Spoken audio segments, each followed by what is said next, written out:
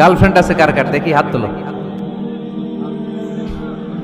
মাশাআল্লাহ, সাহস আছে ওদের, বুকের পাটা আছে। হাত নামা বেটা।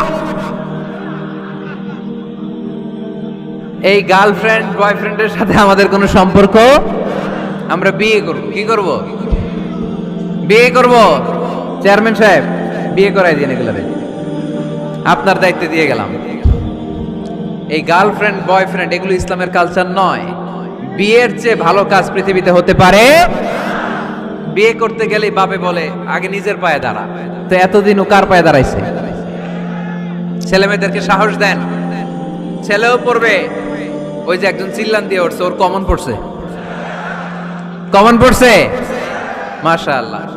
গার্ডিয়ানরা যারা আছেন ওদের দুঃখ কষ্ট একটু বুঝছেন আপনারা, মিলাই দিয়েন ওদেরকে, বিয়ের পিড়িতে বসায় দিয়েন। বিয়েতে কল্যাণ, বিয়েতে বরকত। বিয়ের মতো ভালো কাজ হতে পারে না। সব নবীরা বিয়ে করেছেন। আর নিকাহ মিন সুন্নতি, বিয়ে আমার সুন্নাত। ফামান রাগিবা আন সুন্নতি ফালাইসা মিন্নি, যে আমার সুন্নতকে ভালোবাসে না সে আমার উম্মত হতে পারে না। বিয়েটাকে সহজ করে দেন। যেই সমাজে বিয়ে সহজ ওই সমাজে জিনা কঠিন, তাই না? যেই সমাজে জিনা সহজ ওই সমাজে বিয়ে কঠিন। আমাদের সমাজে জিনা করা সহজ, বিয়ে করতে লাগে 10 লাখ, জিনা করতে লাগে 1000, ঠিক কি না? 10 লাখ টাকা ছাড়া বিয়ে করা যায় না। এটা লাগবে, ওইটা লাগবে, এই দাও ওই দাও, মোহর দাও, বিশাল অঙ্কের মোহর। 10 লক্ষ টাকা ধার্য না করলে মেয়ে দিবে না, এরকম আছে না নাই? না, এগুলো আসলে ইসলামিক কালচার না। ছেলের বাবা মেয়ের বাবা উভয়কে আমি বলি বিয়েটা সহজ করে দেন, সহজ করে দেন। ছেলে পড়াশোনা করুক, সমস্যা নাই, মেয়েও পড়ুক, কিন্তু তারা পবিত্রভাবে তাদের সম্পর্ককে মেনটেন করুক, ঠিক কিনা? তাদের এই যৌবনের তাড়নায় যে পাপের সাথে জড়াবে তার পার্সেন্টেজ গুণা বাবা হিসেবে আপনার কাঁধেও আছে না নাই? এজন্য বাবারা সাবধান, মায়েরা সাবধান, বিয়েটাকে সহজ করেন। এই এলাকার যুব সংঘ যারা আছো, তোমরা একটা ক্যাম্পেইন করবা এই মাহফিলের পরে, টাইমলি ম্যারেজ ক্যাম্পেইন।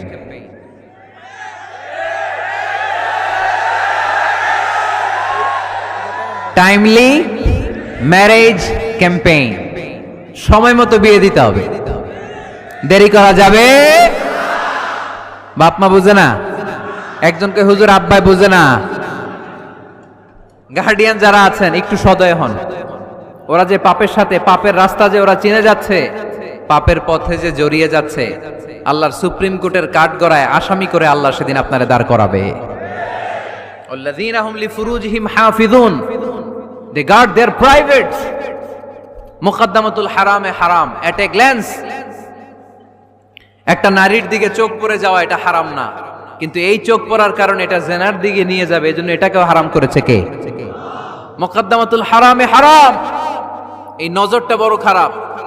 আর নাযার সাহামুন মাসমুমুন মিন সিহামি ইবলিস। এই নজর হচ্ছে শয়তানের বিষ মাখানো তীরের মধ্য থেকে একটা ভয়ঙ্কর তীর। এই তীর দিয়ে শয়তান যুবক আর যুবতীদেরকে কাবু করে ফেলে। আমরা শয়তানের হাতে ধরা দিতে চাই না, আমরা বিয়ের মতো পবিত্র বন্ধনে আবদ্ধ হতে চাই, ঠিক কি না?